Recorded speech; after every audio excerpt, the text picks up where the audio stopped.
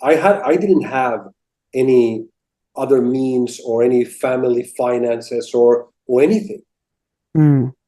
So I am your basic story of a guy working in a normal service job with very poor start in a way to life when you think about these different elements that people often give a lot of value for. Sometimes people say, "Oh, that's not going to work." Great. Bet against me. That's Yeah. my advice to everybody out there. Bet against me. Tell me it's not going to work. Tell me it's going to fail. I fucking love it. I love every minute of it. This is my life's purpose, to do what we're doing. And that has to do, coming back to the environment and the nature, to be able to do something good for the planet and try to solve this massive plastic waste problem, among other environmental problems. But let's start with the plastic waste now first. Yes. I got There the you go. You certificate with wrote it me up.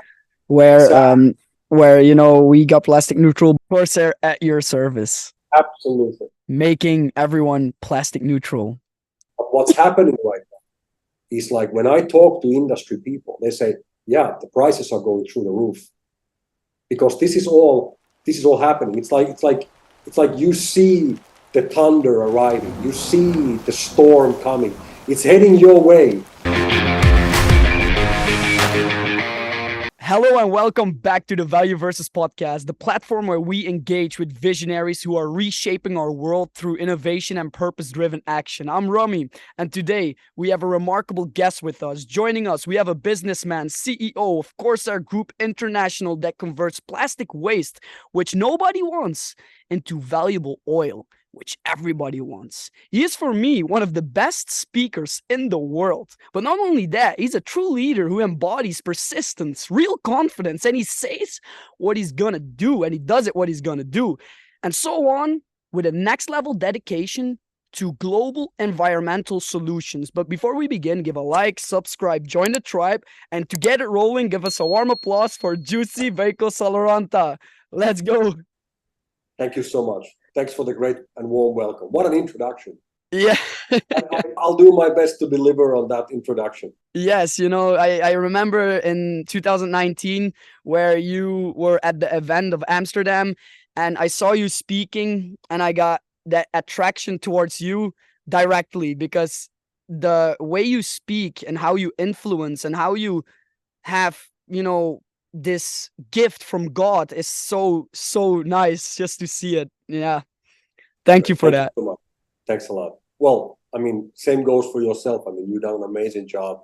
And I mean, obviously, this podcast again proves that you are on the right track with all your videos and everything that you've done. So good job. Keep up the great work, bro. Yes, and that's your persistence also because you're Jussi Veikko Saloranta and people don't know who you are. So could you tell me a bit more, or the watchers, who about your background and what ignited you to like do specifically this business, this Sure. way you're going in right now? So yes, so I'm originally from Finland. I am now 41 years of age. I moved out of Finland at quite early age. I don't know, how old are you now, Vince? I'm 26. You're 26. Okay, so I Yes. moved away from Finland to Thailand with a one-way ticket in 2005. Wow. So I was then, what, I was 23, 24, something like that. And basically, since then, I've been living here in Asia now for good 18 years.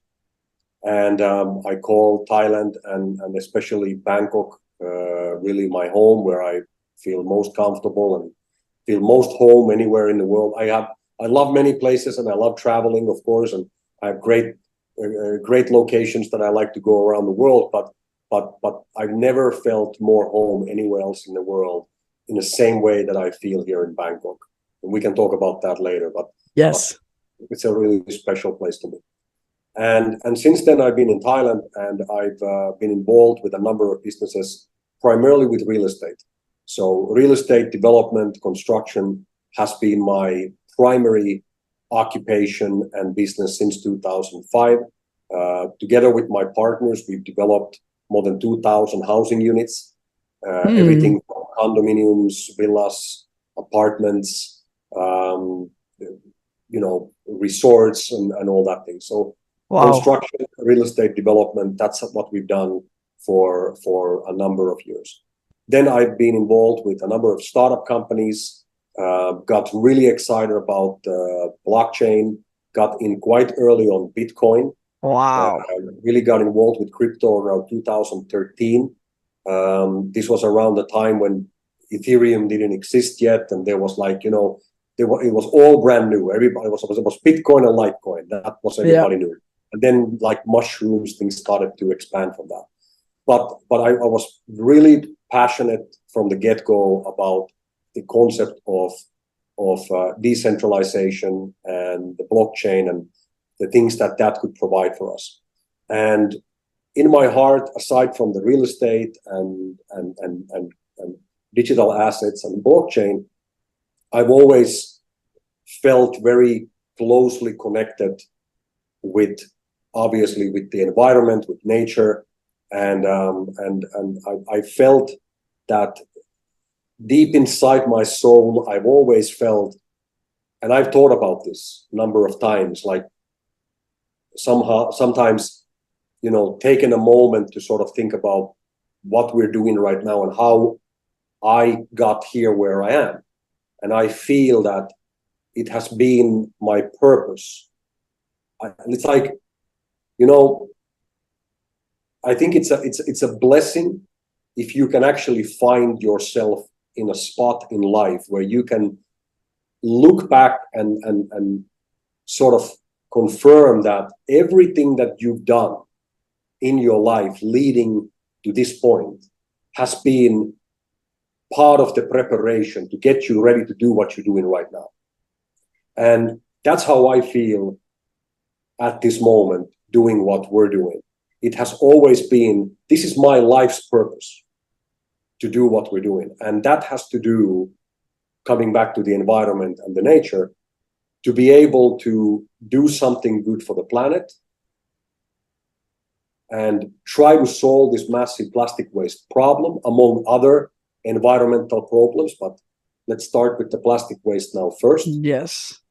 And most of all, try to leave this planet in a better condition than it was when I arrived.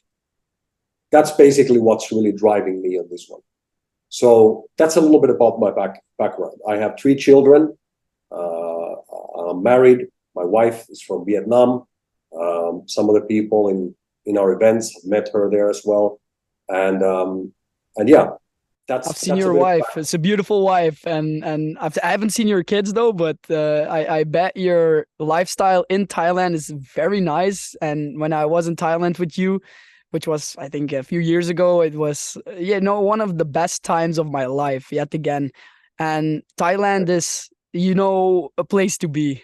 Why Thailand actually? Why did you choose that country specifically? Because you saw the potential growth, or? Yeah, there was a number of reasons. I mean, originally, I came here for the first time on holiday in 2004, early 2004. And right away from the first time when I spent a week here in the country, I knew that I wanted to come back here. And after that, I started traveling to Thailand. I was studying in a hotel management school, and I graduated from the hotel management in Thailand, and then you also learned that language in the meantime, or in Finland. In Finland, okay, yeah. So I was still studying in the hospitality, and I was really into hospitality and service and hotels and restaurants, and the whole hospitality just really attracted me. So that's what I was studying, and at the same time I was working. Basically, most of the time, 7 nights a week, I was working in nightclubs, restaurants, bars, hotels, as a part of my study and doing that. And and what a great school that was. Learning to deal with people as a part of the hospitality industry, to serve people is such an amazing and valuable skill that, again, I see today how valuable those lessons and those years in the hospitality industry have been with what I'm doing today. And, you know, how I approach the people, how you look after people, how you try to serve people. And people, you know, people that are idiots don't understand that the people that are serving your coffee or serving your food or cooking your meal or cleaning your hotel room or checking you into the hotel when you arrive there, these people are not your servants. These people are providing for you a service. And to serve someone else is the greatest thing you can ever do. Jim Rohn, who's a great motivational speaker and very wise man, he said so well that the road to greatness, the way to greatness is by providing service to many. But that's true. But yeah, keep on talking. So the more people you can provide a service for, the more greatness you will achieve yourself. It's that simple. And, you know, when you think about the fact that, okay, if you are working on your normal work in hospitality or wherever, you're providing a service for one person or 20 customers a day, you will be paid accordingly. That's what you're going to get paid for. But if you can find a way to serve 100 customers, 1,000 customers, 100,000 customers, or 1,000,000 customers, the same thing. You're providing that service, but your payment will obviously be much, much greater. So the road to greatness comes by serving as many people as possible. And when you understand the level of serving one person at a time as a waiter or as a bartender or as a salesperson in any kind of job, you learn such a valuable life skill that if you can then take that and then multiply that into a bigger scale, which is exactly what we've done today with Corsair and Amplible. It's no different. We're providing a service that people want and a service that the corporations need and soon will also be by law obligated to use. But the principle is the exact same. And again, this is what I learned, the foundations from my years working in hospitality. And so I encourage every single one who is looking at this podcast today. And, you know, what I would sort of like to talk about a little bit about is that how do you get out of that? Like, how do you get forward from that? So anybody who is watching this today and thinking, you know, oh, I would like to have a multi-million euro business, or I would like to be able to reach my targets and my goals and create wealth and become successful. And be free. Yeah. I started as a bartender. I started as a waiter. And I was doing the most shittiest jobs that you can imagine because I wanted to learn those. I wanted to work my way up. And I am a living example of the fact that if you just know what you want and you are willing to work hard to get what you want, there is nothing stopping you.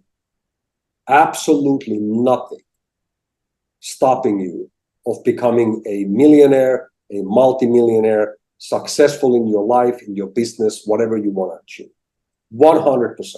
And you have done it, right? Now, at those times where you were not having it, weren't there like doubts or like things like challenges? You know, there are like there were many, right? But the doubts that maybe you believe it's not gonna be, or like what did you think about that? Well, let me tell you a couple of funny stories. And we're going in this direction now. I hope this is something that people find. Stop me if you want to change the topic. Yeah, we have timestamps so people can choose where they want to go. Like I told you before, I said, and I guess you had prepared such a great set of questions, by the way, coming into this. But as we spoke before, I said, let's put those aside. You can pull them up whenever you want, but yeah, let's see where this goes, right? Indeed. Okay. But if I could sort of summarize from my own personal experience, and this is now based on my experience of 41 years on this planet. And, I knew always, like as far back as I can remember, I always knew that I had greatness in me. When did you realize that? Like, was that when you were young already, or like at some point you realized that? I think I started to really get that. If I really think back, it's gonna be around like 11, 12, something like that. Yeah. At that time, I think I've started to really feel like, okay, like, that I can do this. I'll figure this thing out. And, school was never the thing for me. I'm a high school dropout. Okay. So I've never graduated from high school. And so in Finland, we did our mandatory 9 years of basic school, 9 grades. And after that, you can choose if you want to go to high school or if you want to go to study to a specific profession. And like everybody told me, and everybody was trying, like at my generation, everybody was kind of trying to get into the high school. That was the thing, the people that had brain went to high school, and then the people that kind of didn't want to study more, they would go on and learn a trade, like become a plumber, electrician. That the reality today is that the people that went out and learned to become an electrician or plumber are probably making more money than the guys who went to high school. And after 3 years, were working, like me, were working as a bartender or a waiter or doing whatever jobs they could get. At least those guys had a well-paying job of providing a service. And so for me, it was kind of I wanted to go to high school, or I didn't know really what I wanted. I wanted to become an actor. I wanted to become a musician. I was really into music, and did some acting things in sort of early age. In nothing big, but amateur kind of shit. And but that was kind of, I was like in the performing arts. That was my thing. And I knew that there was a high school in our city which was like the high school of performing arts. And my last years in the mandatory school in the grades 7, 8, 9 really didn't go well. I just simply was not interested. We have in Finland, we have the grades from 4 to 10. So I was getting 9s and 10s from all the performing arts, music, arts, debate, all this kind of stuff that had anything to do with performing or stuff that I was interested in. I was really good at those. And then everything else, I just completely flunked. And it was never that I was stupid. Very much the opposite. You just didn't care. I just didn't find it interesting. It was not my thing, at least at that time. Okay. And then I went into a application or this sort of a audition to apply for this high school with performing arts. And by doing that, I was able to get in there because I managed so well in the performing arts that they wanted to bring me in, even if I had a very bad grade on my final graduation diploma from the mandatory school. And I went there, I stayed there for a year and a half, wasted everybody's time, mostly myself. And, and after that I was like, okay, this is not I'm not going to graduate. This is not my place. I went there only to study on the performing arts, and everything else I was just leaving them aside. So at this time, I was kind of taking my first steps to independence. And I remember my mother, who is a very sort of a traditional, she worked in the Finnish tax department for her entire adult life, like a very... Yeah, very left-brained. Yeah, like working for the government for your whole life.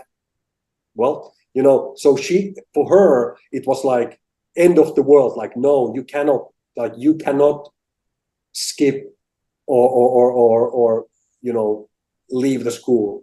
Yeah, everyone is so programmed, every parent, right?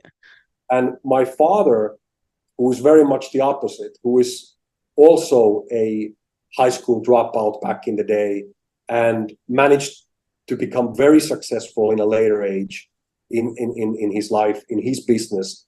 He said to me and to my mother at that time, said, well, and he said, I think that a good guy, a smart guy will always find job. So if you don't find the high school to be your place, then stop wasting your and other people's time. Go do something that you feel actually interested about.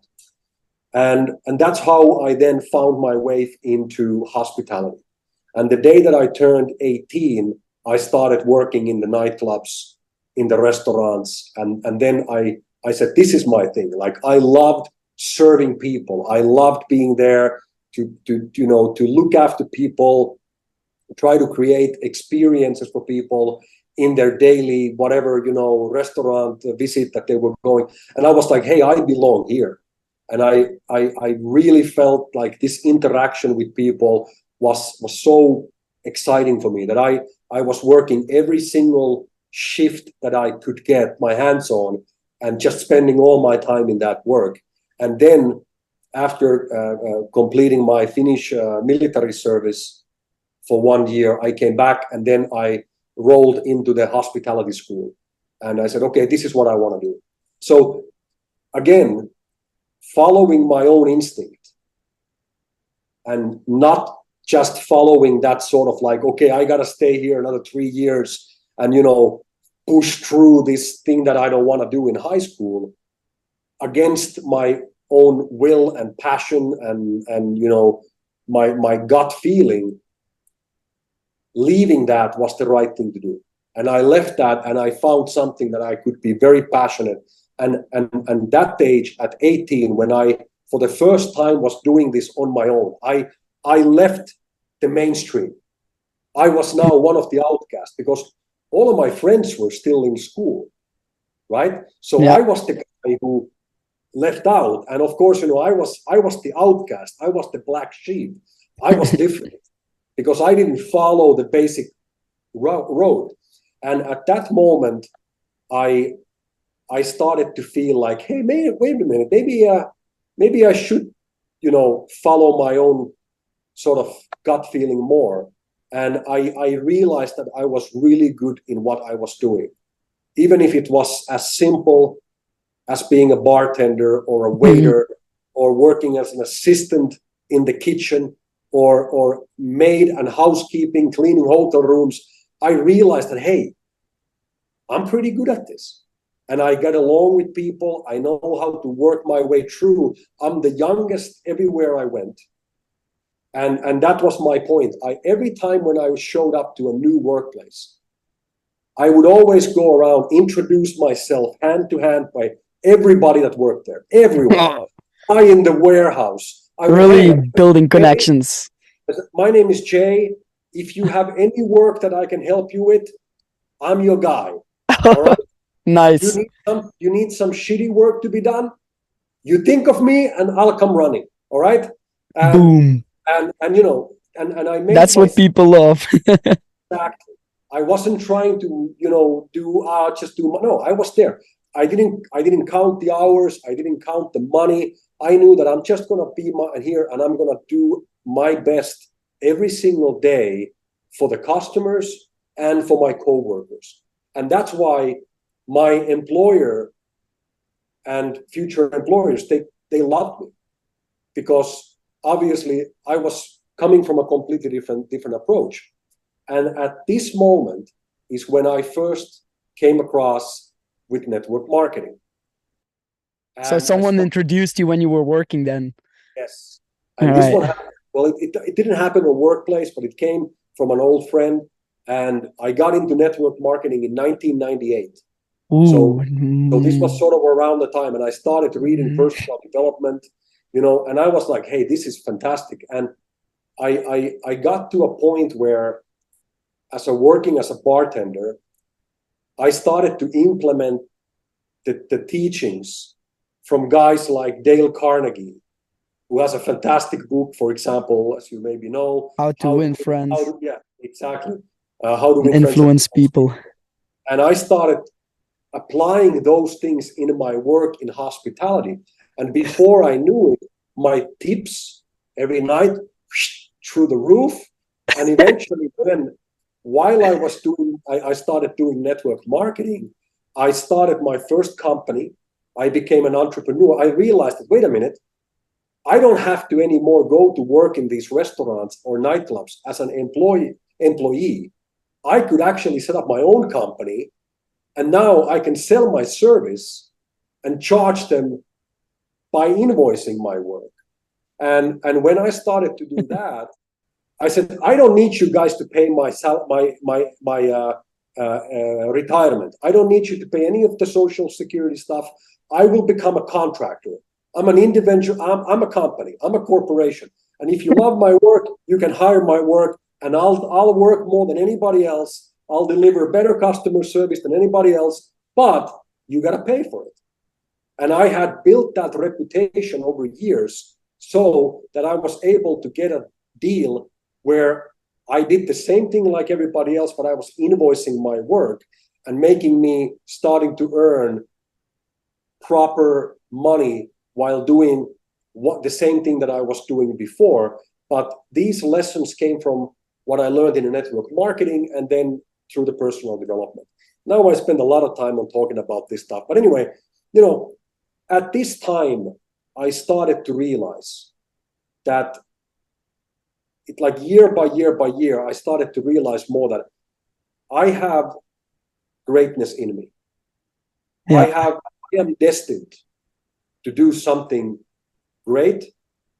I had no idea what it would be, but I knew that it would be something where I could put these skills that I've developed with dealing with people, providing service, trying to look after people and deliver value, not only for the people, but for the world.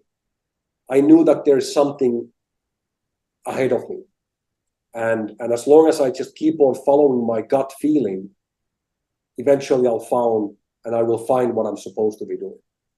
And that basically then led me to eventually decide that I'm going to move to Thailand. After my couple of holidays coming over here, I was here during the tsunami that happened. So when the tsunami, horrible incident that happened, which resulted in the loss of so many people, but I was here during that time, and at that moment, in the middle of all of that sort of chaos, I realized that this is the place where I want to be, and I decided that I'm going to buy a one-way ticket next time. And on Christmas Eve 2005 is when I moved here, and I've been here ever since, doing what we're doing right now. Beautiful. Before I forget this, I just want to highlight something based on the previous talk, right? My point is this: it doesn't matter whatever job you're doing right now, whatever education you got, wherever you're living, or whatever situation you're coming from. And you have to take into account that I've lived through all that. I've done exactly that. No proper education, no high school education, for example, working in a low-paying job, serving people, doing what so many other people do, which is a valuable, hugely underestimated and undervalued work, working in a hospitality.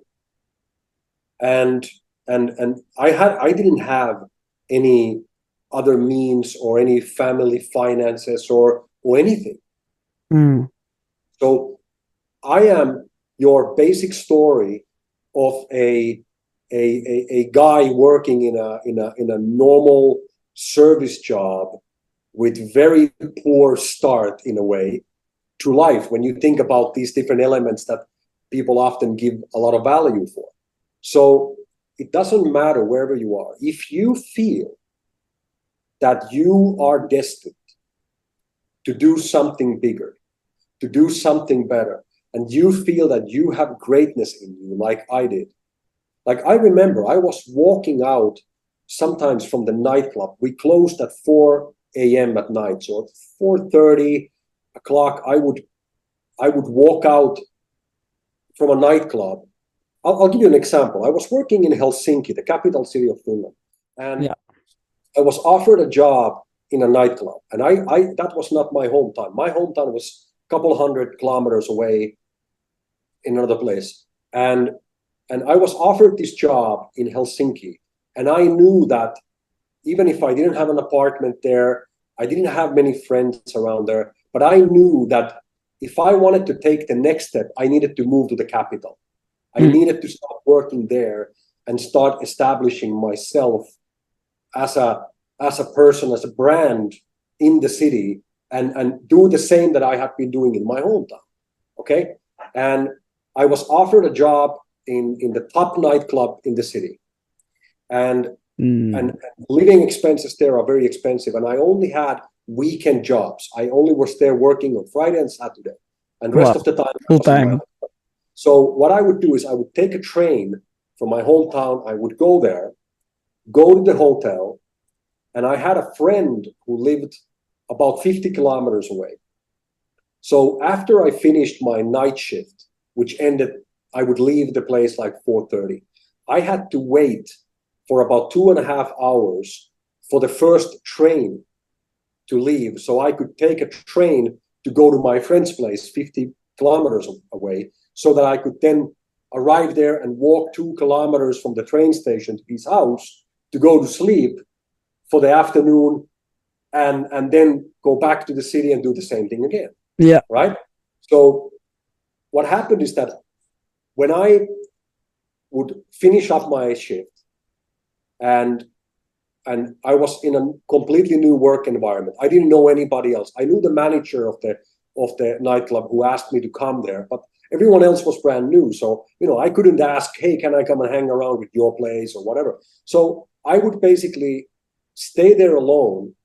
And after every shift, mostly this was in winter, I would basically walk around the block and the city in the early morning just to spend the time. This was the time there was no smartphones, there was no social media, there was no internet on phones. Like you couldn't do any of that. So, we had the worm game in the Nokia phones, right? Yeah, you were Play that for fun. with yourself also. Yeah. And, so I got to tell you this. I was walking around, and right next to the nightclub is the single most expensive, the only 5-star hotel in Finland. It's like 200 meters away. And as I would walk from the workplace, I would walk by that road.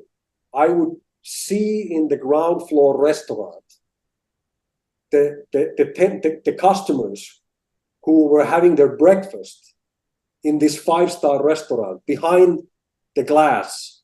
Okay, they were sitting inside eating their fancy restaurant breakfast, and I was outside with 15 euros in my pocket, looking through the window, thinking, God damn it. It's like, it felt it was so painful, but at the same time, so hugely motivating. And I looked at it, and I every time when I walked by, I said to myself, one day, I'm going to be there. The hotel rooms in this place cost a lot. I can't I don't even remember what they are. They're probably starting from like 500 euros a night, whatever, starting, right? Wow. Suites Yeah. for thousands and Damn. thousands.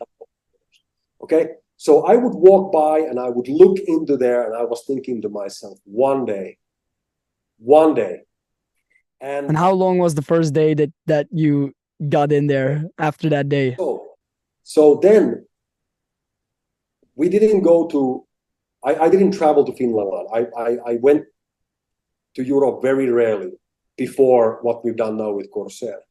But last year was the first time for me to really go and stay in Finland after many years. Yeah. Like almost after, I think, 8 years, something like that. So I can tell you that the moment when I was able to walk into the Camp Hotel, that's the name of the hotel, I booked a suite in the hotel. And the next morning I was having breakfast with my beautiful wife in that same restaurant. Yeah. I could see myself Oh my God. outside thinking about that. And when you're able, Crazy. and it was a monumental thing for me. I booked a suite without even asking how much it cost. I didn't care. Doesn't matter. If the suite cost 2,000 euros a night, doesn't make a difference. We're coming for the night. And that was for me one of those moments when I was able to say, okay, you know what? I did it. At least I got to that point. What's going to happen next is a big mystery, and obviously it's going to be an interesting ride. But that was for me one of these closings when I knew that at those days when I'm walking around the night waiting for the train to leave so that I can take that, but I gotta kill those 2.5 hours with 15 euros in my pocket. Like I can't do anything. I'm like, I feel like I'm in a prison, right? Yeah. And those moments were the most inspirational moments. So if you are right now in that situation, if you are like I was, doing those things, but you feel that you have greatness in you, and I know that every one of us have that, but if you have greatness in you, prepare, get ready, educate yourself, start tuning and training your mind, adjusting your mindset for greatness.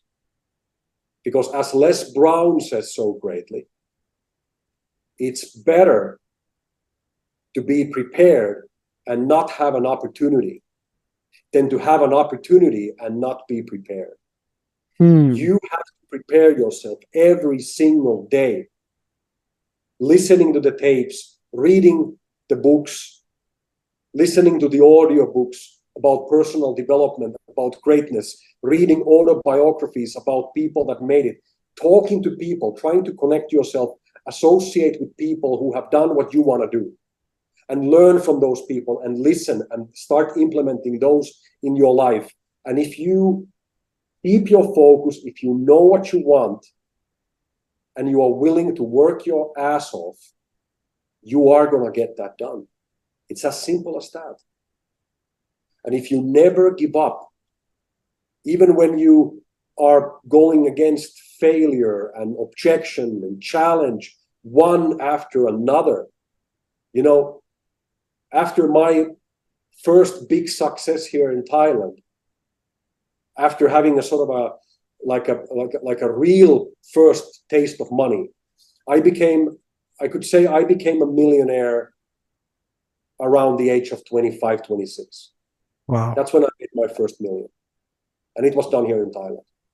And short 1 or 2 years later, all gone. All gone and more, like hit the rock bottom. So you made the money, but then you were not able to keep the money. Yeah, we lost it, and this was our first success that happened primarily through real estate. And then came to 2008, 2009 financial crisis. Oh when yeah. so many companies crumbled, and especially real estate industry went through a lot of bad times, and that time just lost everything. So I was able to win. I call it grand opening, grand closing. Or this the from rags to riches. Oh my God, how much you learn from that. Yeah. Amazing. Again, I'm quoting these great guys that I've listened. Robert Kiyosaki, the author of The Rich Dad, Poor Dad, and many other great books. He said, well, it's good to go broke before you're 30. Because if you go broke when before you're 30, you still got time to recover. But when you are over 30, over 40, it gets much, much more difficult because you need time and energy. And you need ability to move and struggle and grind day in and day out without, having so many anchors around you. But when you got family and kids and wives and, sick parents to look after and all these other liabilities, it's so much more challenging. So it's good to go broke before you're 30. And I was able to do that. I had a great success. I became a millionaire before I was 30, and I lost it all before I was 30. So it was like back to zero, But I fucked up at that moment, right? You were like, oh shit. Like, what's the end of the world, maybe? It was so valuable lesson. Even that prepared me to what we're doing right now, because I can tell you, I never want to go back there. And I've been there. I know that. And I also know, again, no matter whatever failure, whatever objection, whatever challenge comes my way, doesn't matter. Anything, throw it at me. I'll work my way through it. You gotta kill me to stop me. Yeah, there's no other way. There's no. Is like then truly hard work the only thing to build a successful business, or what is it else that kind of comes with it? Could be like money, that you need the money, or the people that you need. Persistence. Persistence. Persistence. It all starts from you.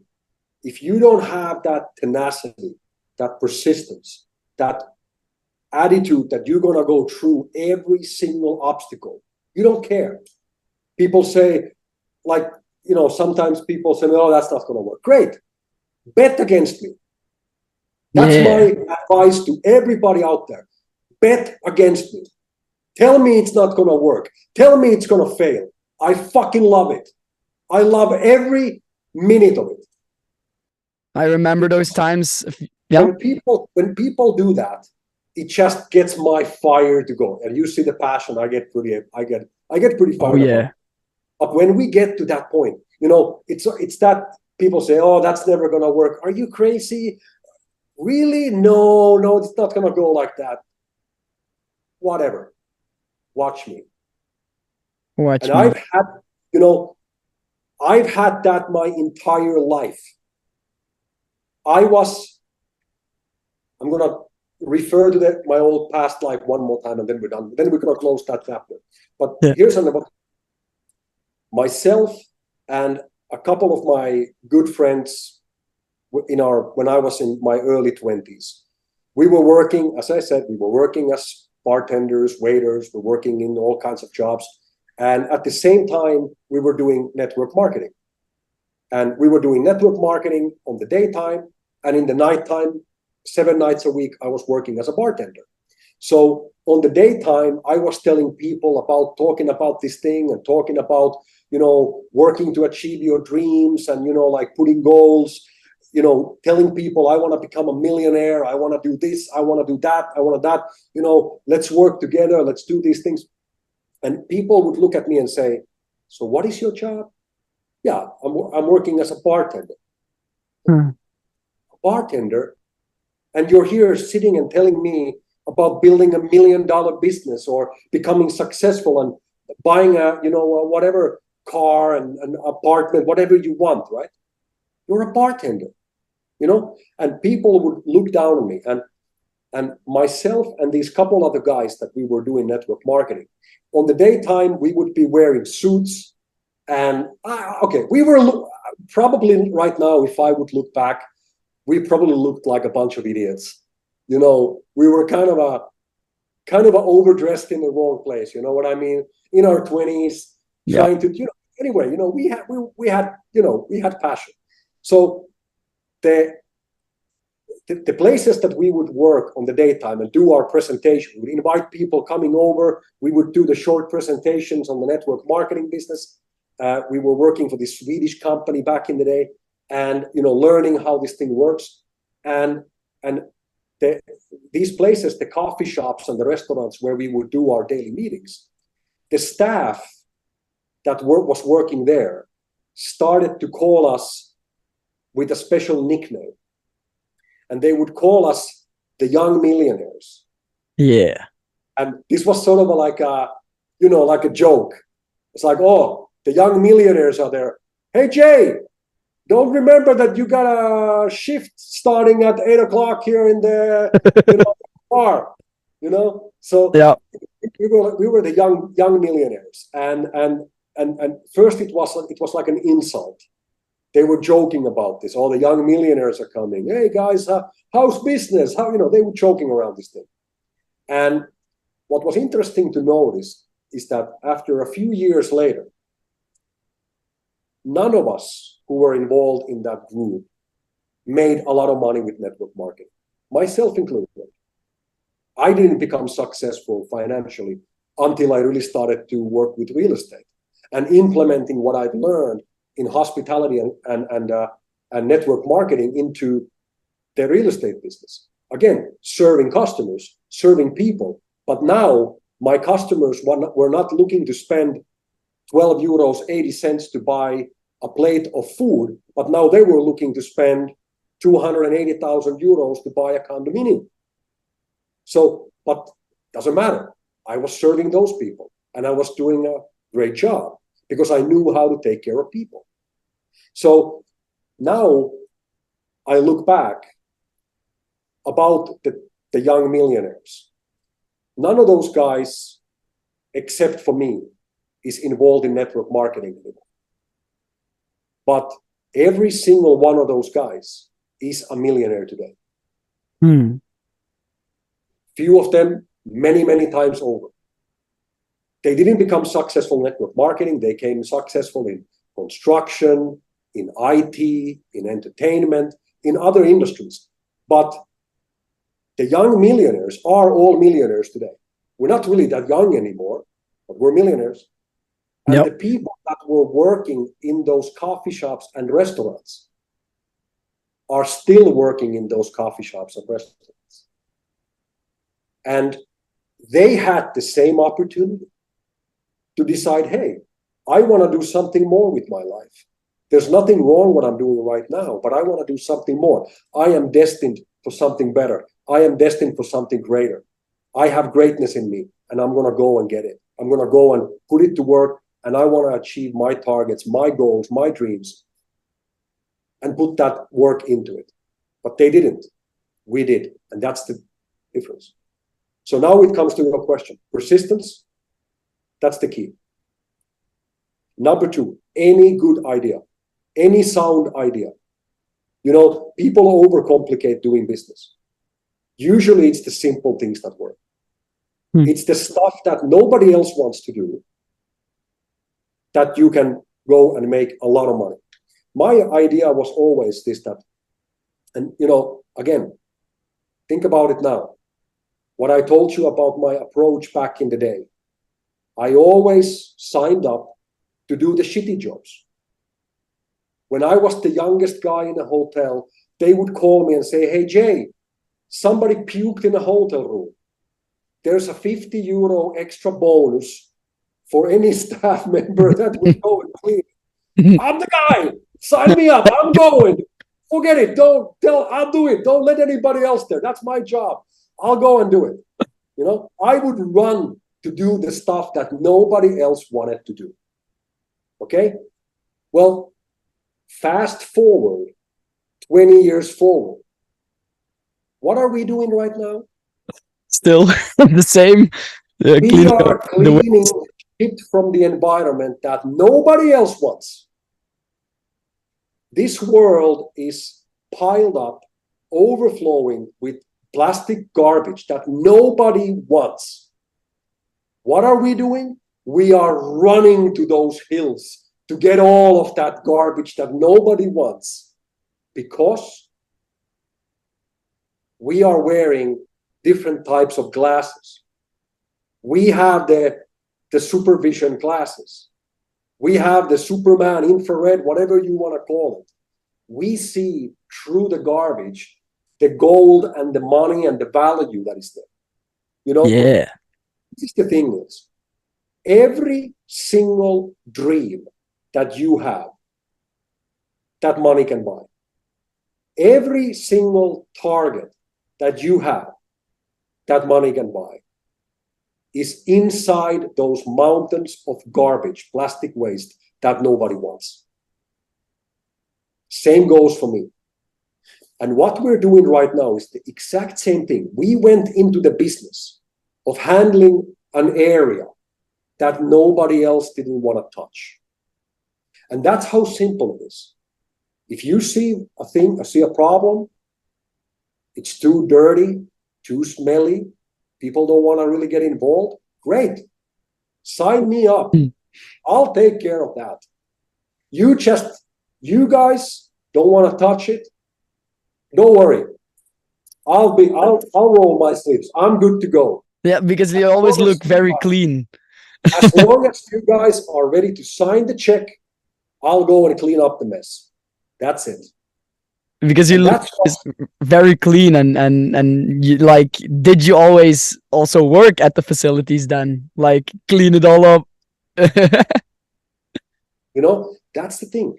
So persistence, any sound idea, any good idea, any basic idea, people overcomplicate doing business. And unfortunately, I've learned it seen it so many times that oftentimes it's the people that are less smart.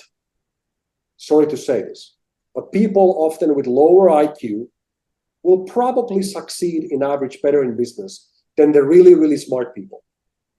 The really, really smart people will find their ways to become academics, researchers, professors, teachers, teaching about the stuff that then other people will go and put to work, right?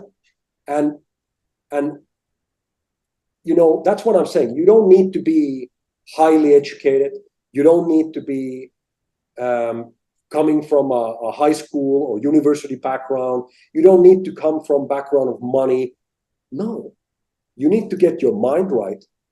You need to prepare your mindset, set your targets, know what you want, decide that you're never going to give up, work your ass off, and choose an industry or a business. If you want to make it easy, find a corner on the market that nobody else wants to touch. It's that simple. Provide a service that people need, but they don't want to touch. So that's one thing. The third one is timing. Absolutely. One of the most important things in everything in life is timing. Timing beats speed. 100%. You need to find the right time. You need to see that opening.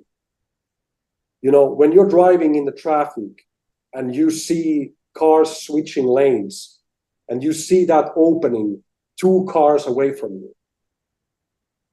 When you see that in a business and you say, okay, that's my spot. I got to work through this, continue to do what I'm doing because I can see that opening in the future. And if your timing is right, if you're correct, if your analysis, if your hunch, your gut feeling was right, and you happen to be on the right place at the right time when that thing kicks in, you don't need the education. You don't need the financial background. No, you just need to be at the right place at the right time with the right product. And those things will then come to you. As long as you keep doing what you're doing, never moving away from your targets or straying away from your road, your path that you decided to travel, you are going to make it work. But you got to develop a thick skin, because it's not going to come easy. Nothing valuable, nothing worth a lot of value comes easy. That's another very valuable lesson in life. Oh, yes. So those are the things that I see to be there. And then hard work. Hard work. Hard work. People always say, work smart, not hard. Yeah, I guess there's a point to that as well. But in the end of the day, I always knew that I'm not the smartest guy in the room. I've met some really, really smart people, and I'm really excited and fortunate to have been able to work together with some really, really smart people. And I've been able to educate and develop myself as a part of that. And I've met great people that have offered their mentorship to me and helped to elevate me. And there's a great saying is that the master will arrive when the student is ready. When you are ready, the master, your mentor, your teacher will arrive.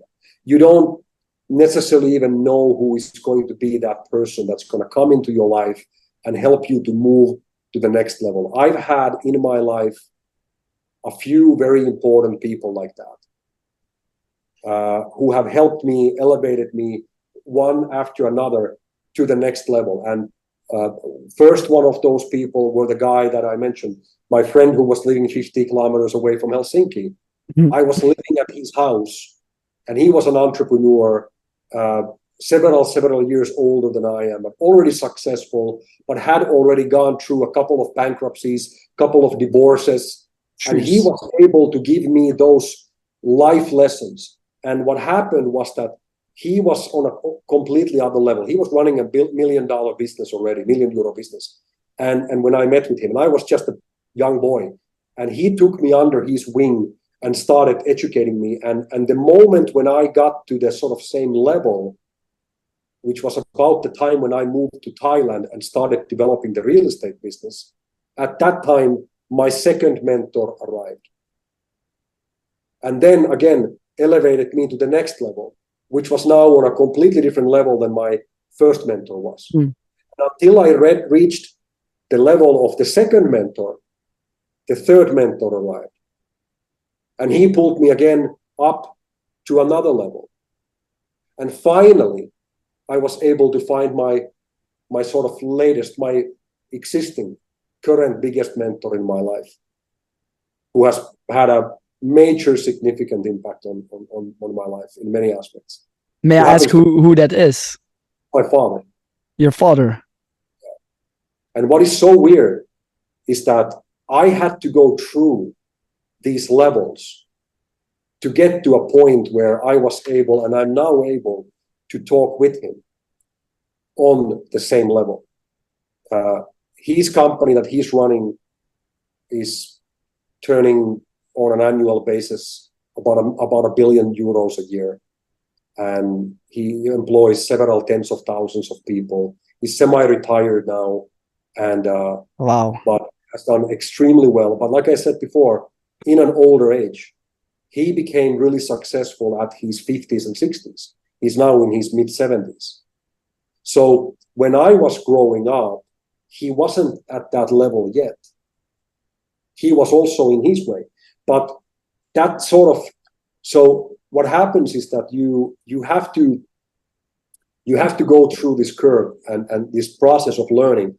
And then when you meet someone who is in the level where you want to be, or you can see that this person has what I need to achieve next, or this person can educate me, teach me, you ask them, say, hey, I'm really impressed about what you're doing, and I would love to ask your support, and even ask them straightforward, would you be able to become my mentor? would you be able to give me an hour a week for me to talk with you about business, about life? Can I buy you a lunch once a month, once a week, whatever time you have?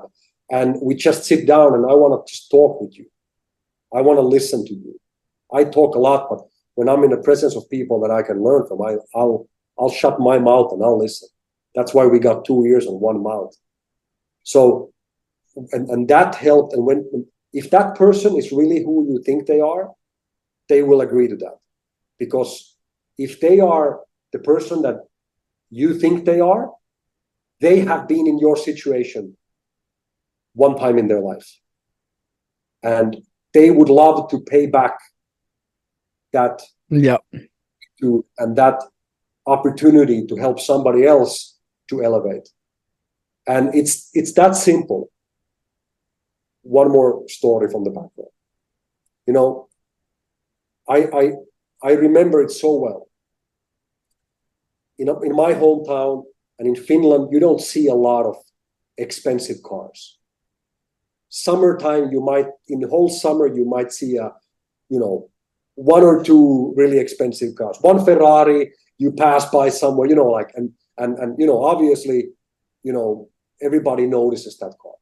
And the natural reaction, also for me back in the day, I remember, walking around with my girlfriend, and then I saw a sports car going by, and my girlfriend at that time, would look at the car. Oh, that's a beautiful car.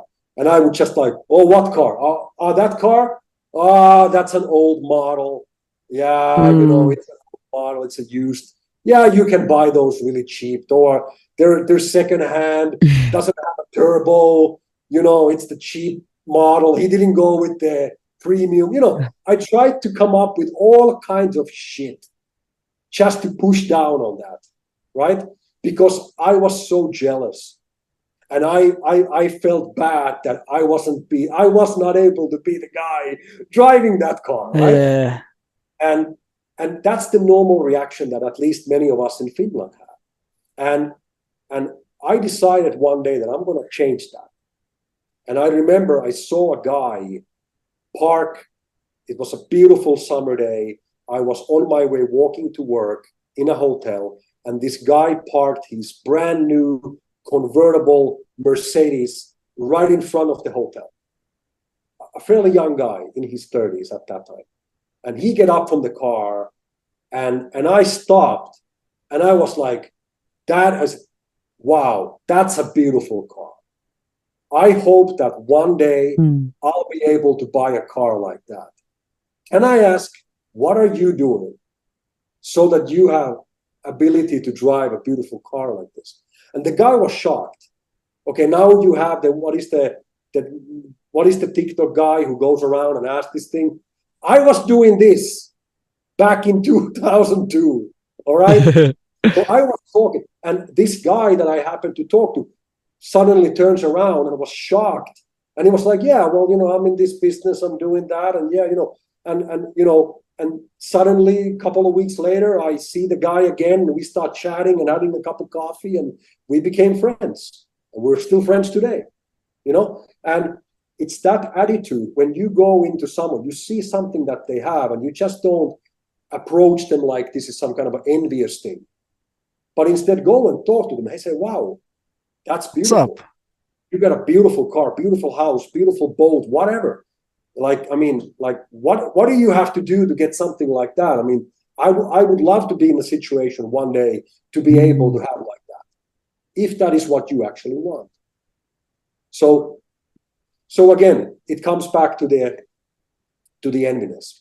But if you follow those things, persistence, any sound idea, timing, working hard, and then as a part of that, educating yourself, and then work your way on connecting to the people that can help you to move up.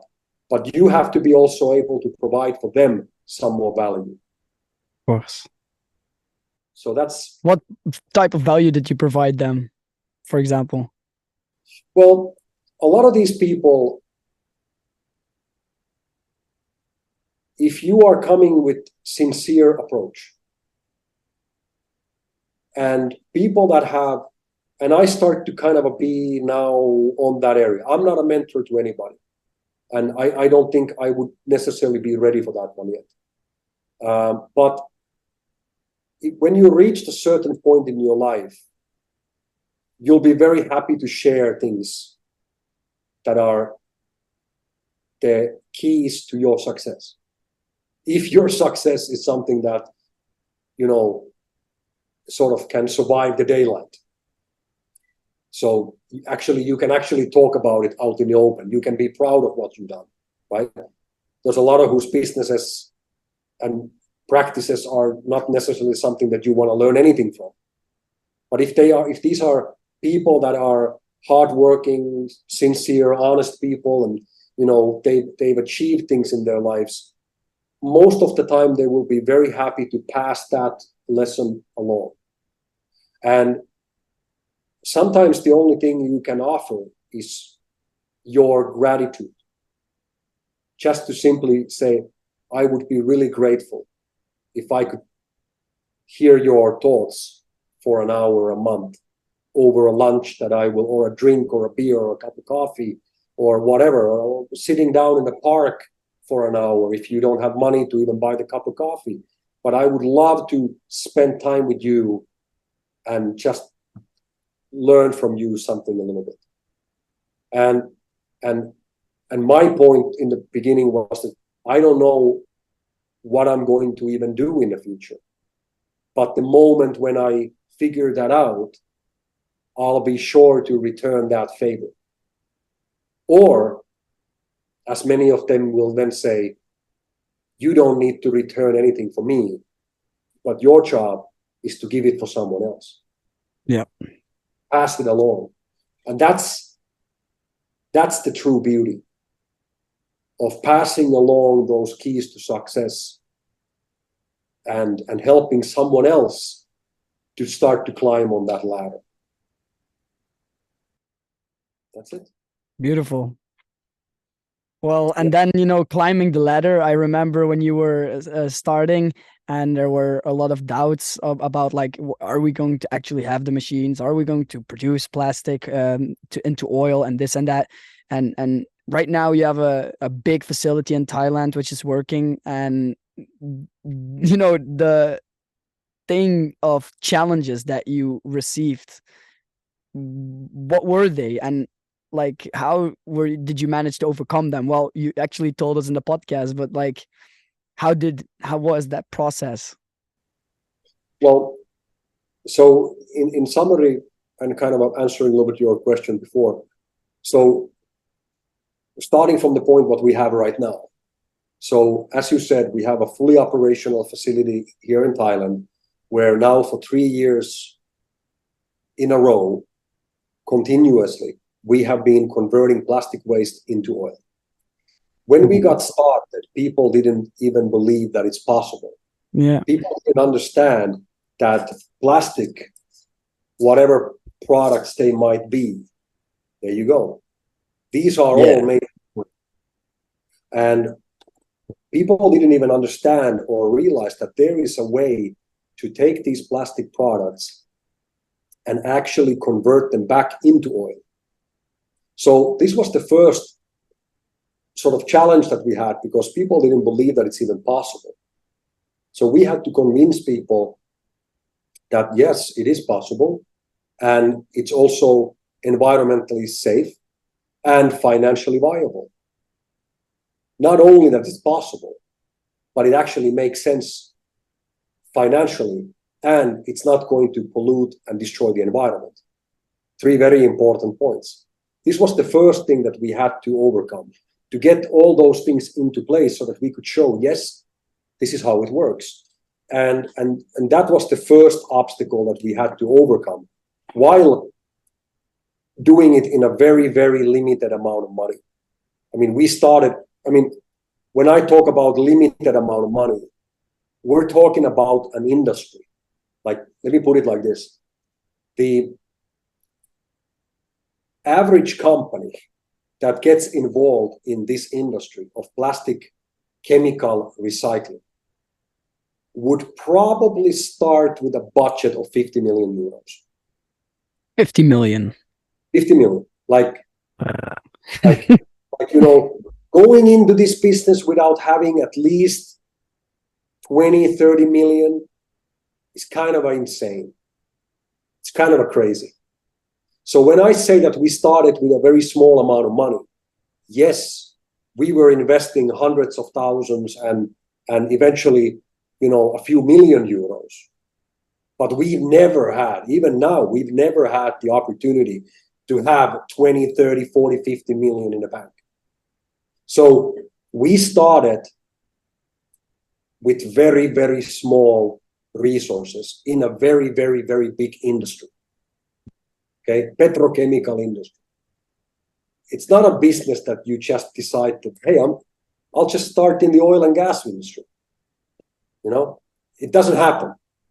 Okay, but we decided that we are going to do this, and no matter whatever resources that we have, we're just going to go into it, and that's the part of the persistence, and then over the course of 3 years, we've been now able to grow that business to a point where we are on a continuous basis. We are producing oil at our Bangkok facility. We have been in a contract with one of the largest oil and petrochemical companies in the world already since last December. Wow. And we have all of our production right now goes to those guys. And we are now buying it up. Oh yeah, they can't get enough of it. But every single liter that we're producing right now goes for that massive major company. And you know the company that I'm talking about. Can you tell it already or not yet? Not yet. Yes. When will you be able to tell it? We're gearing up for that. We're finalizing. Major announcement. That's gonna be a major. I want to get all this thing done, obviously, before the end of the year, but we got some really, really great news coming about this. But the most importantly, we have already been working with these guys since last December, and again, proving also for them that we know what we're doing and we can provide for them a high quality, premium quality product that they want and they need. And they don't have enough, right? Like that's the chemical recycling industry. Like I know even a guy here in Belgium, he works with an oil company and he's like actively researching and searching this oil that comes from the plastic. Exactly. There is a massive... Can't get it. Exactly. We are at the moment one of the only suppliers in the world for this company. And this company is everybody knows this company. Everybody knows this company. Okay, and a lot of the people that are listening to this podcast, you know, a lot of them have used their service within the last 7 to 30 days. Yeah. Okay, it's that popular all over the world. So anyway, so we are now in contract with them. We have also signed 2 other contracts. So we have altogether 3 contracts that we've already signed. And all of these will be announced one by one now in the next coming weeks, which will be a major big step forward. And now, aside from our operations in Asia and in Thailand, which we are now expanding, we have also now launched our first project, our first facility and development in Finland, which is a large scale.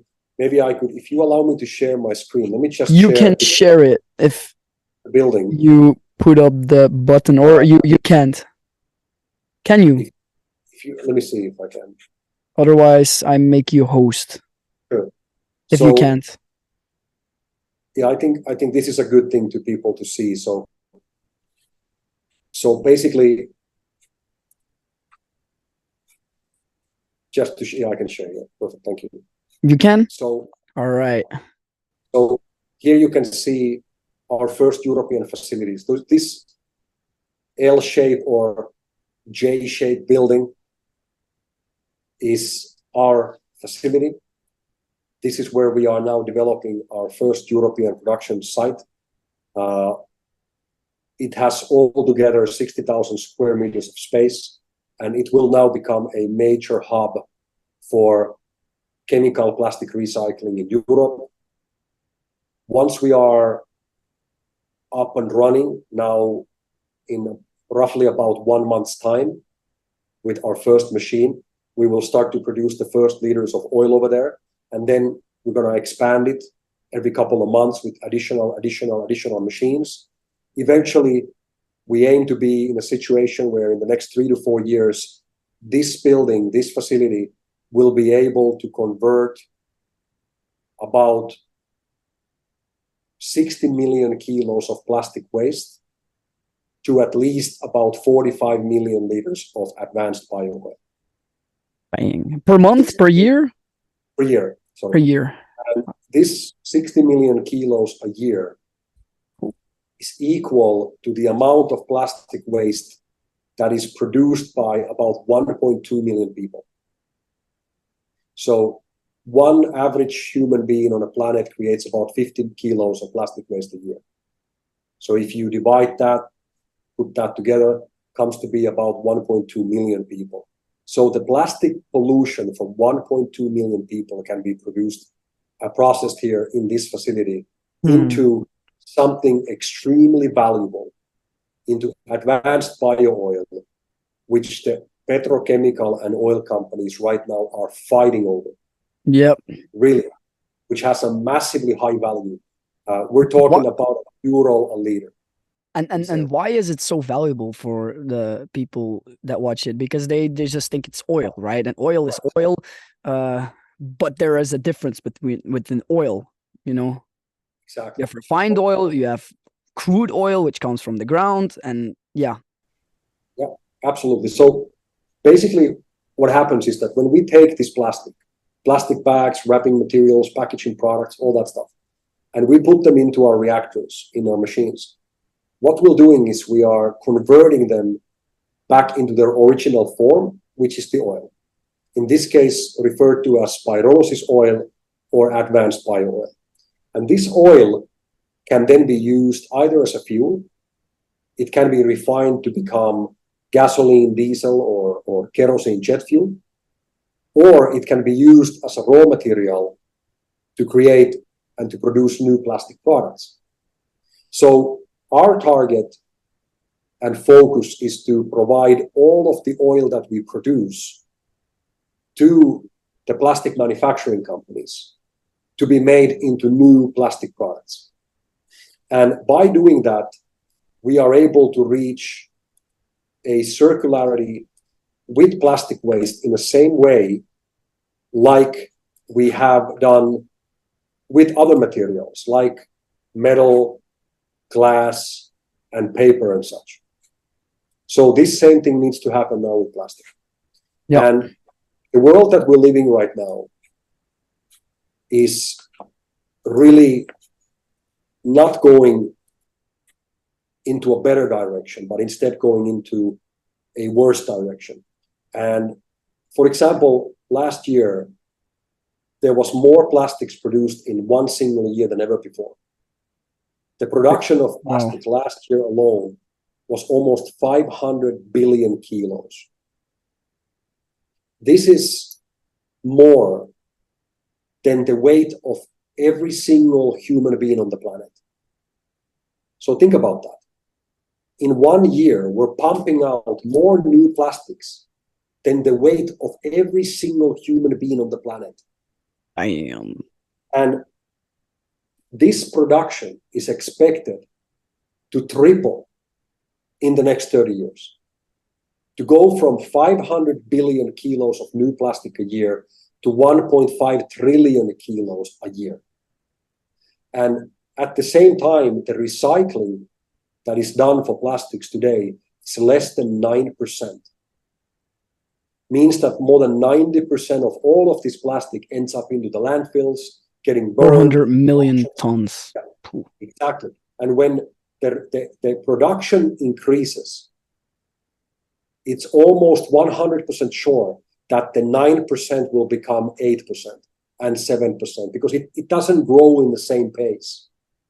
And that means that now the lawmakers, the European Union, the United Nations, the United States, everybody in the developed world has already decided that we have to come together and tackle this problem. And some months ago, more than 140 countries signed a binding contract with United Nations to create laws and regulations in all of these countries to put the pressure of the plastic waste to the manufacturing companies and also to the companies that create the plastic pollution. And this is the so-called EPR program, Extended Producer Responsibility. If you Google EPR, you'll find all about it. And this is basically what's happening. Now, we spoke before about the timing, how important the timing is for your business. You want to be part of an industry that is about to explode in demand and investment. You don't want to be in an industry that is on its way out, right? So like, let's say, as a stupid example, but let's say, for example, a few years ago, you didn't want to be investing into video stores, in blockbusters, Film, right? yeah. Rental shops. You wanted to be there in the early days, investing into Netflix and into streaming platforms and doing that because that was the future. And everybody knew that it's the future. Everybody in their mind was able to say, yeah, in some time in the future, we will be sitting at home and we're just going to order the movie we want to watch, right? Yeah. Either we got to pay for it or it's based on advertisement, what the hell ever. But everybody knew that in the future, there's going to be a time where you don't have to leave your home in the middle of winter, struggle to get your car started outside because it's frozen, drive in the middle of the winter, snow into their car rental shop to go and choose your DVD and then get back home again and put it in and it's scratched and it doesn't work and all the problems. No, you knew. It made sense, right? Any sound idea, like I said, any sound idea, you knew that's going to be the future. But most of the people missed the boat. They missed the train because they didn't think it's going to happen that quickly, or they were just not able or smart enough, brave enough to take action. But we all knew it's going to happen. We all knew it's going to happen. We all knew that electric cars are going to become a thing in the future. We all know that. It's not going to come, take my word for it. Battery-powered electric vehicles will never replace the combustion engine. Never. But it will play a very important role. And there are other solutions which are much, much more important when it comes to revolutionizing the traffic industry and the traffic energy and the fuel for the future traffic and passenger vehicles. There's something much more important than electric coming from a battery. But we all knew that electric cars will become more and more popular. The people that realized that started buying stocks from these electric vehicle companies, knowing that not all of them will succeed, but one of them might. And if that succeeds, your profits are going to go through the roof. You're going to make so much money that you don't know what to do with. So this happened in the same way with carbon credits. Carbon emissions and the trading that takes place with them today, where companies are obligated already by law to take responsibility of their carbon emissions. In the same way, it will be done with plastic waste. Yes, like right now, I got there this certificate with me where we got plastic neutral, but then it's all about the companies going plastic neutral, right? Because it's they're gonna give the responsibility for the companies that produce the plastic and the companies that put it in the supermarkets, I guess, then. Everywhere. So if you are someone who cares about the environment, who cares about this planet, sincerely cares about leaving a safer and cleaner and better planet for our future generations, then everyone should do exactly what you have done and exactly what I have done. Boom. To make ourselves plastic neutral. Ta-da. Exactly. So what we've done is we've actually used our money to buy the CSR plastic credits and then retired those credits in order to eliminate our own plastic waste footprint from the environment. And by doing so, we have now done our part as private individuals. And that should be the starting point for everybody. So guys, if you actually want to make a change, start it by doing it yourself. Make yourself plastic neutral today.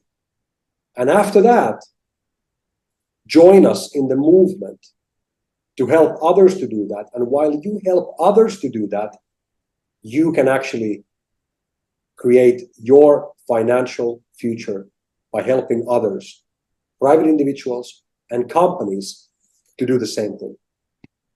And that's where the opportunity comes.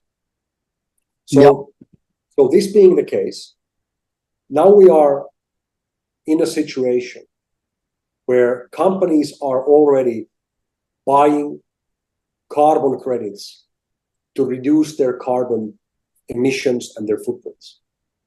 And anybody with ability to read and listen and think a little bit will be able very quickly to do their own research and to see that the use of plastic credits is following on the exact precise footsteps of the carbon credit. 100%. And this is, again, now we talked about the timing, we talked about the opening. You saw the opening there. I saw that opening. It's like, okay, this is our chance to make not millions,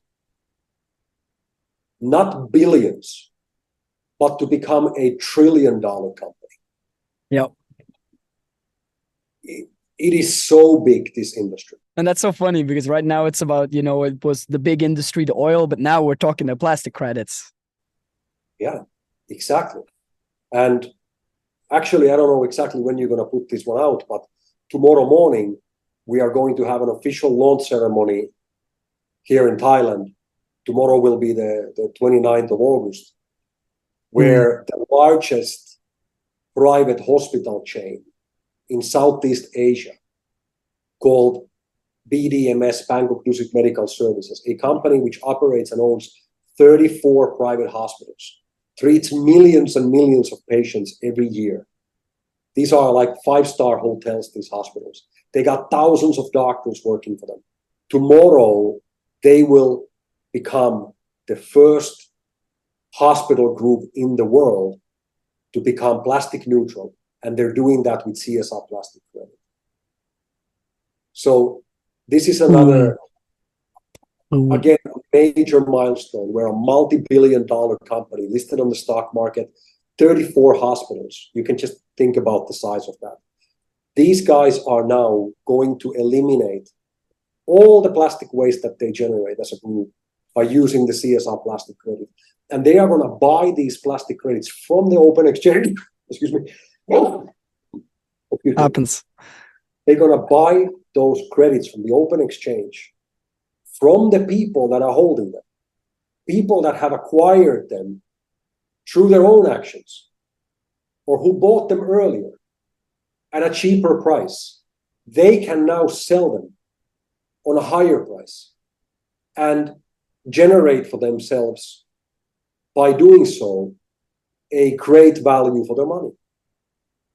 And with the Ampligo network, that is part of the Corsair Group, which is the network marketing arm of our group, influencers like yourself will be able to earn money Number one, from helping people to become plastic neutral. And number two, helping people to make money by helping other people becoming plastic neutral. And once you get your plastic credits, it's up to you if you want to use them yourself to make yourself plastic neutral, or if you want to sell them on the exchange for someone else, and potentially, depending when you want to sell them, you could actually sell those at a significantly higher value and even make money by doing so. But you also have the option to work with the Valueble network in this new industry and earn continuous commissions while the plastic credits are becoming step by step used, mark my words, used by every single medium and large scale company in the developed world in the next 3 years. 3 years. Okay, I was just about to ask, how long is it going to be taking? How long? When did they start with the carbon credits? I mean, it's going to become mandatory by law. Right now, it's voluntary. It's going to be voluntary for the next couple of years, but it will become mandatory by law that any company that is producing this plastic pollution will have to take responsibility for it. And the easiest way for them to do that is by buying the CSR plastic credits and then activating, retiring them, and by doing so, removing their plastic waste footprint. And additionally, the plastic manufacturing companies, the ones that are making the actual plastic initially, they are already by law obligated to use that recycled raw material, which is the oil that we produce from places like Thailand and Finland. All right. And how do you see everything going forward then in the next 3 years? Where, like right now, we're in Finland and Thailand. Maybe you can already say where we're going next, or how it's going to be, the process of the other next level, you know, going through the roof, you know, breaking the next ceiling. Exactly. Well, basically the things that I see happening next is that Finland will become our showroom for Europe. And already in the last few weeks, we've opened up great, very big and important doors to other European countries. I would say that by the end of next year, a little bit over a year from now, 15 months from now, I would say that we are going to be operational, at least in a small scale, with a couple of machines per location. I would say in at least 4 European countries. Boom. By the end of next year. We are also going to be expanding in Asia outside of Thailand, while at the same time expanding within Thailand. And also we are going to expand into North America. By the end of next year, we are going to be operational in North America as well. Wow. So those are some of the places in terms of operational, actual plastic recycling operations that we will be doing. And we are now going to announce these 3 major partnerships with the oil companies, petrochemical companies that we've already done. And these are going to come out. You also know that we have recently formed a partnership with the German company TÜV, 150-year-old German certification and auditing company, which now looks through all of our physical operations when it comes to plastic collection. That's already happening right now. Yes. And they are verifying the kilos of plastic that we are collecting. And then they're going to start to issue their monthly statement, which will then be released on our website, where they confirm how many kilos of plastic was collected and how many CSR plastic credits can now be released into circulation. So we want to be audited by a third-party individual external auditor on this field as well. And they also like sell the carbon credits, right? Like they also do that audit. I think you told. They have been they've certified hundreds of millions of euros worth of carbon credits, and we are looking with them now into developing our carbon credit as well as working with them generally in the long term. Nice. Yeah, because the carbon credit market blew up. I don't know when it got started. Do you know when that started, the carbon credit market? Yeah, you could say that there's been a development of about 15 years on that, since the sort of early 2000s, when it started to really, become a thing. But in the same way, like with plastic, for a long time, it was a voluntary process. So companies were able to do it, but they were not obligated. And now it's obligated. And the plastic credit is going to follow on the footsteps on that one, but with 10 times faster. It's going to be, because now the road is very clear. The steps are very clear. There's no more need to practice and,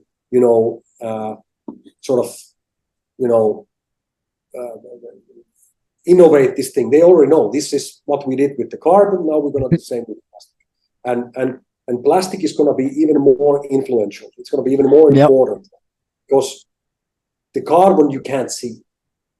It's there, but you can't see it. Plastic, everybody can see. And based on so many surveys and studies, the consumers are much more concerned about the plastic pollution than the carbon pollution.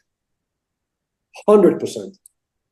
And that's why you are going to be seeing the CSR label,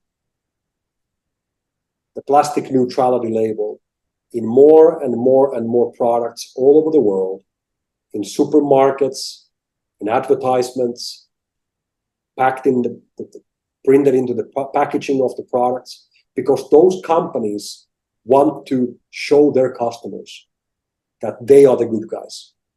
We are taking our responsibility. Like companies like Nestle, Unilever, they've already made a public statement saying that starting now, their target is to remove more plastic waste from the environment than what they generate through the packaging waste. How are they going to do that? Think about it. A company like Nestle, they generate about 1.3 billion kilos of plastic garbage every year. And this is just increasing. 1.3 billion kilos. Their target is to collect more from the environment than that 1.3 billion kilos. How are they going to do that? And now we're going to come back to the backstory again. These guys need someone to go out there to the landfills, to the dirtiest, smelliest parts of the world, go out there and collect the plastic garbage, document that work, get smelly, get dirty, get all that stuff done, and then say, okay, Nestle, because of your support, we will give you the bragging rights to say that you are the good guy. You are the one who made it possible to clean up this mess. Now, companies like these, Nestle and others, they don't have the capacity to do it themselves. How are they going to collect 1 billion kilos of garbage? Well, they will ask you to do it. Exactly. They're going to need someone to do the dirty work for them. And again, if these guys are willing to pay hundreds of millions of euros a year, not only one company, but these companies together, they are willing to pay hundreds of millions and soon billions of euros a year for somebody to do the dirty work. Well, like back in the day, in the hotels, in the restaurants, Back in the days, I'm your right? guy. I'm your guy. Back in the days. Exactly. You guys need to collect 1 billion kilos of garbage? No problem. We got you covered. We got the credit. You guys, only thing you gotta do is to sign on the line that's dotted. Sign the check, go and buy the plastic credit, and we'll deliver that result for you. Thank you. At your service. Corsair at your service. Absolutely. Making everyone plastic neutral. Exactly. And again, it's a service. It's the It's a dirty service. service that not a lot of people even want to do. And we love that. Beautiful. So this is where we're at. And I can tell you that it has been estimated that, as said before, the carbon credit market is the big brother, has led the way, shown the direction for plastic credit to follow. And this year, the carbon credit market will be approximately $1.1 trillion. 12 zeros. That's a lot. It's 1,000 billion, 1,100 billion. Okay, $1.1 trillion will be the total value of the carbon credit market this year. That market is expected to become about 2.5 trillion in the next about 5 years. The same people that are making these predictions are also predicting that the plastic credit market will grow to become at least 10% of that in the next 5 years. So if you take the low estimation, you could say that in the next about 5 years, the plastic credit market will grow to become about $100 billion a year market. $100 billion a year. Corsair and CSR today is the leading plastic credit in the world. And do you know how much the total value of the plastic credit market is right now? It's not much. It's so small numbers that it's even ridiculous to talk about. I mean, we're talking very, very low numbers. Yeah. But that's the thing, that's the blue sea, the blue ocean, like they say, you know? What's happening right now is, like, when I talk to industry people, they say, yeah, the prices are going through the roof. Because this is all happening. It's like you see the thunder arriving. You see the storm coming. It's heading your way. You see the lightnings and you hear the sound of the thunder, and some people just don't get it. But you see this, guys, it's coming. It's coming. So what our target is, as Corsair and as a company, is to secure at least 10% of that market. If we can secure 10% of that $100 billion annual market, that means that we as a company are then looking at, in terms of revenue and sales, about 10 billion euros a year. And this could be the situation in the next 5 years. And this is just the beginning. Just the beginning. Like I said before, there are a number of companies that are valued at $1 trillion. If you go to the stock market, you got your Apples, your Googles, Facebooks, your Amazons, obviously all the other IT companies and such. My target is that before I retire from this industry, which is not going to happen in at least 30 years, let's say 30 years time from now. How young are you actually right now, Jay? We didn't. 41. 41. So I got at least 30 years in me, at least. Mm-hmm. So I'm looking to work on this until at least I'm on 70. So we started in 2020, 3 years ago. So I'm going to be here until at least 2050. And by that time, if there's any life left in me, my goal, my target is that this company, Corsair, is going to be worth $1 trillion. That's my target. And I can tell you that for me, that is just a goal. This stopped being about money for me a long time ago. This is not about money anymore. I could easily retire today. Easily. I could easily retire today and never work a day in my life anymore. I mean, I could simply get up. We could hire another CEO, somebody who really knows what the hell they're doing, and bring somebody in and let them run this show. Okay? We are almost at a point that it doesn't need me anymore.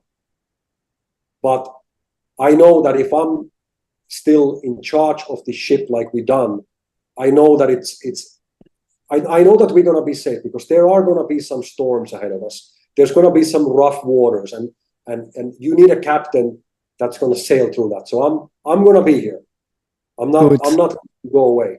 But my point being is that if it was only about money, I could just screw off and be laying in a beach tomorrow morning and never work a day in my life. I have enough CSR in my stock and enough shares in this company to do fairly well. Okay, but that's not why I'm here. That's not why I'm here at 2 a.m. in the morning talking to me. about all the things and loving it, by the way. The point of this one is because I really want to make this happen. And this is the opportunity. And like I said before, I feel that I have been preparing my entire life to do this, to do what we're doing right now. And every one of those obstacles and challenges and steps, the people that I met, the jobs that I've done, the challenges that I have, the disappointments that I've had, the divorce I've had, every single obstacle and people letting you down and everything people tell it's not gonna work, it's not gonna, you're out of your mind, go back home and stop wasting your money and your time. Through all of it, I feel that I have been preparing my entire life to be ready for this opportunity, which has now presented itself, and which is the opportunity for all of us, myself, you, and every single other like-minded person out there, to be part of this amazing movement of cleaning our planet from plastic pollution, making a difference, leaving a better planet and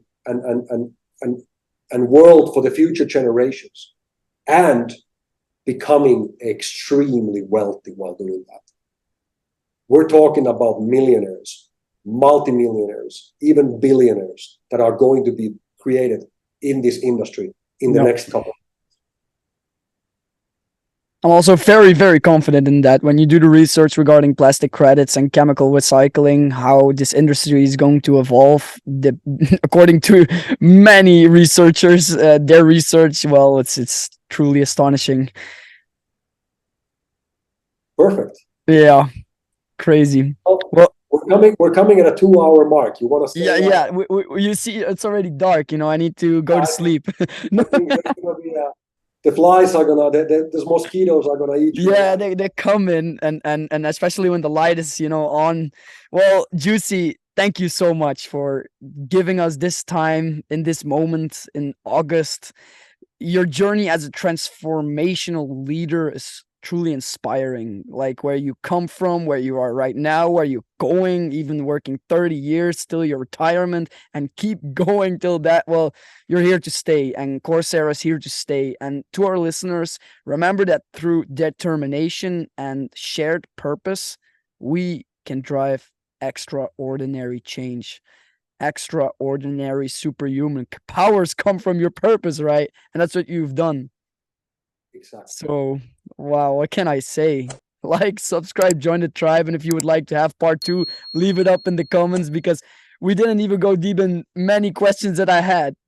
We discussed way more important topics, in my opinion, that are truly relevant to this person watching now this video. So thank you so much, Jay. Thank you. Thank you so much. Thanks for having me. And I hope to be speaking with you again soon. Yes. And go plastic neutral. Exactly. Clean it up.